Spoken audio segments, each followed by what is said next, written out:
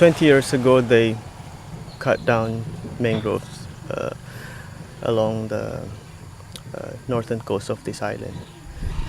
And then a few years after that, they feel it decrease in their catch. So after that, they plant mangroves. Yeah, they start planting, and after 20 years now, they feel the benefit. Yeah, have like a lot of fish here, and the stock is quite stable, they said. Now they are struggling to keep their mangroves, yeah.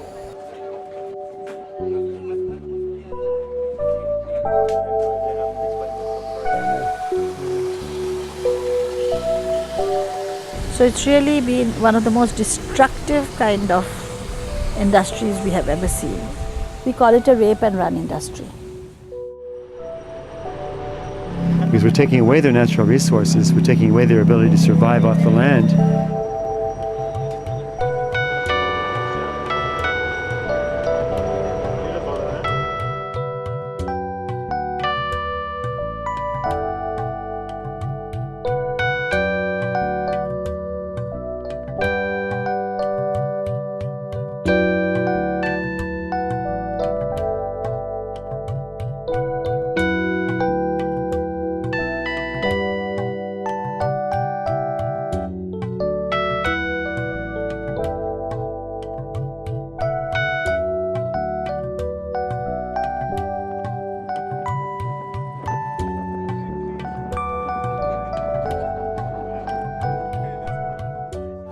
Ya terlalu gelombangnya terlalu terlalu besar. Terus ya penghasilan lainnya agak kurang. Iya. How does it impact on him and his family? Akhirnya kurang inilah penghasilannya kurang itu. Few people benefit from the shrimp farm industry. In reality, the land taken away for shrimp farming is a multiple-use resource being turned into a single-use resource, and a single-use resource is in the hands of a few rich entrepreneurs.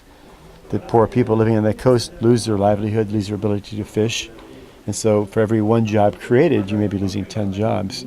Yes, you're creating jobs, but you're also taking away jobs.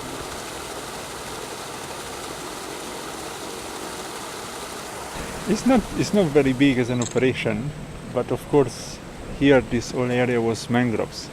There's already a loss of mangroves for a small farm, and you can imagine when it is hundreds or thousands of hectares, how much of the mangrove forest ecosystem goes with the farm.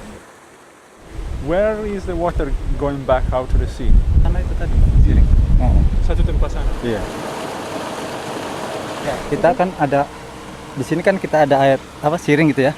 Siring. Kita tampung dulu di situ. Sekian hari baru kita buang. Jadi pengendapan dulu gitu. Sini ada filter? Is there a filter here? Gak ada, kita berupa paralon aja. Cuma paralon itu. Oh, paralon the biasa. pipeline.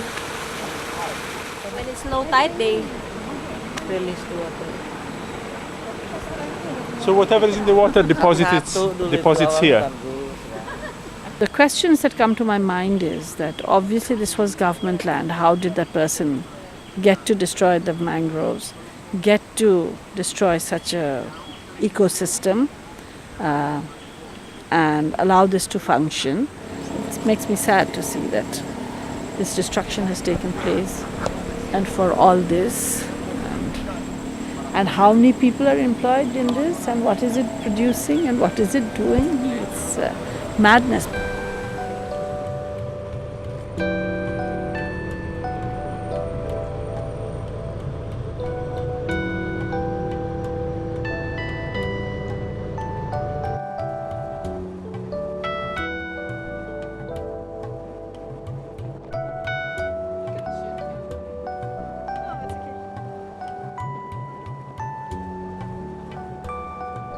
And nobody knows when this country can, repair the water saltation for the water, and then when this countries can be rehabilitate real rehabilitate their mangrove area, when this country can rehabilitate the people life and livelihood.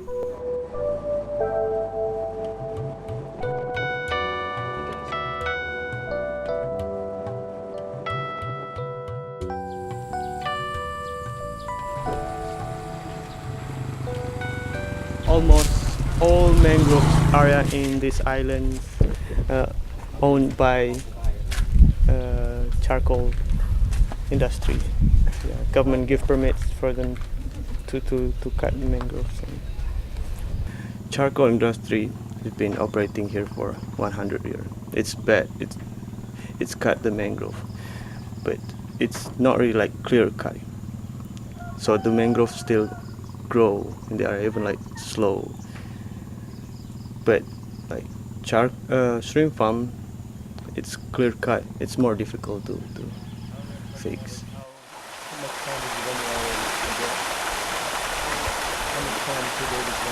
Hasilnya nanti kalau panen itu dijual ke Ke Medan. Dan ada ke Amerika, ada kemana? Modal awal kira-kira berapa untuk mulai? Awal kemarin ambil semua sekali ambil 800 lebih. 100 juta lebih. Besar. Bisa cepat balik modal itu atau sudah balik modal atau? Kemarin rugi dah. Waduh, orang rindu rugi. Secara total sudah balik modal? Belum. Ini tergantung sekarang minyak mahal jadi kurang kita. Kurang pelihara kurang.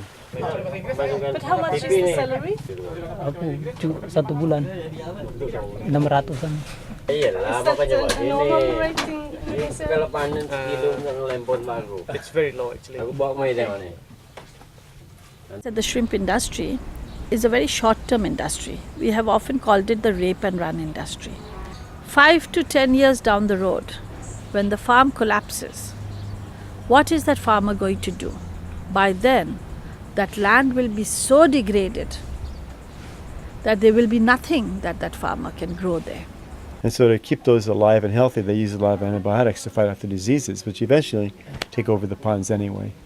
So a lot of times the shrimp we eat, in fact, is harvested early because it's starting to die, and they'll harvest it just so they can get it out the market before it dies. Once it's died, they can't sell it. So they got to harvest it from the ponds before it all dies of disease. So oftentimes we're eating diseased shrimp for one. But then the problem is the shrimp contains chemicals in its body. Basically the antibiotics and the pesticides are still there in the flesh of the shrimp, and it could really affect their health. It's very important to understand it's not a very safe, secure food to eat at this time. Untuk skala besar hanya ekonomi saja yang dilihat, tapi dampak lingkungannya itu tidak pernah diperhatikan. Bahkan untuk masyarakat sendiri itu tidak akan sanggup mengonsumsi udang, walaupun mereka menambak sendiri, memelihara sendiri, mereka tidak akan sanggup makan itu karena nilainya kan cukup mahal. Itu kan operasional itu juga berat itu kan, cuma ada beberapa orang aja yang mampu itu. Tapi kerusakan akibat lingkungan itu akan dirasakan oleh banyak orang gitu.